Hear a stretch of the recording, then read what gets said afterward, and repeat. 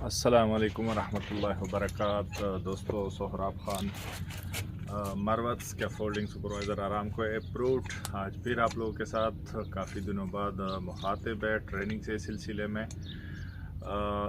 मेरा ये चंद दिन से जो है ना अपनी मसरूफियत थी, जिसकी वजह से मैं वीडियो नहीं बना सका। तो आज मैं आप लोगों को दो तीन चीज़ें बताऊंगा। डबल कपलर कैसे लगाया जाता है, अंडर हैंग में कैसे लगाया जाता है, और टावर स्कैफोल्डिंग में कैसे लगाया जाता है, और उसका क्या किरदार है। सही है। दूसरा स्वाइवल का बताऊंगा कि स्वाइवल कपलर कैसे लगाया जाता है और ब्रेस में कैसे यूज़ कर सकते हैं। दो डायरेक्शन में वो लग सकता है। ठीक है, तो वो मैं प्रैक्टिकली समझाऊंगा। और एक ये चीज़ है जो स्पानर है, जो हमारा टूल्स है, ये टूल हम यूज़ करते हैं। एक ये वाला स्पानर है, इसको रेचेट बोलते हैं। इसका साइज़ 17 और 21 है, और इसी में एक 19 और 21 है। 21 साइज़ जो हमारा डबल कपलर, स्वाइवल और इस सब चीज़ों का है, तो वो 19 है। ठीक है, नहीं 21 है, सॉरी 21 हमारा हमेशा चलेगा।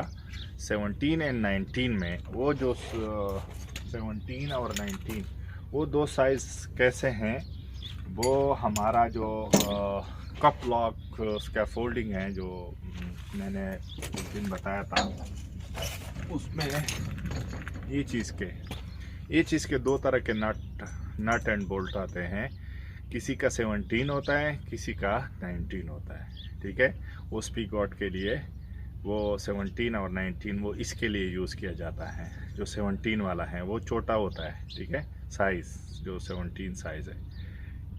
समझ गए होंगे। उम्मीद करते हैं कि आप लोगों को ये चीज़ बहुत अच्छे तरीके से समझ आई होगी। तो ये हो गई ये चीज़। अभी मैं आप लोगों को डबल कपलर लगाने के लिए बताऊंगा। देखिए, ये डबल कपलर है।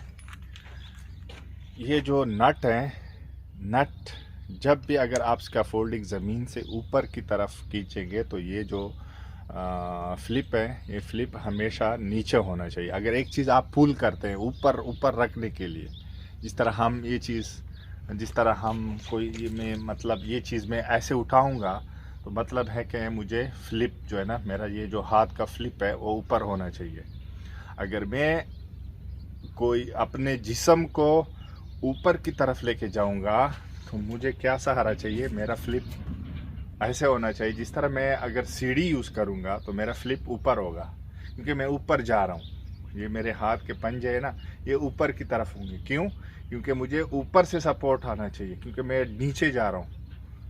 ठीक है, अगर मैं नीचे जा रहा हूँ तो मुझे ऊपर से सपोर्ट लेना है। अगर मैं कोई चीज़ नीचे से ऊपर लेके जा रहा हूँ, तो इसका मतलब है फिर हमारा फ्लिप और हमारे हैंड का जो हाथ है उसका फ्लिप जो है ना, ये इसको भी ये सेम फ्लिप है। तो ये भी इसी तरह है। अगर हम कोई टावर्स का फोल्डिंग बनाते हैं, तो हमारा फ्लिप जो है ना, ये नीचे होना चाहिए।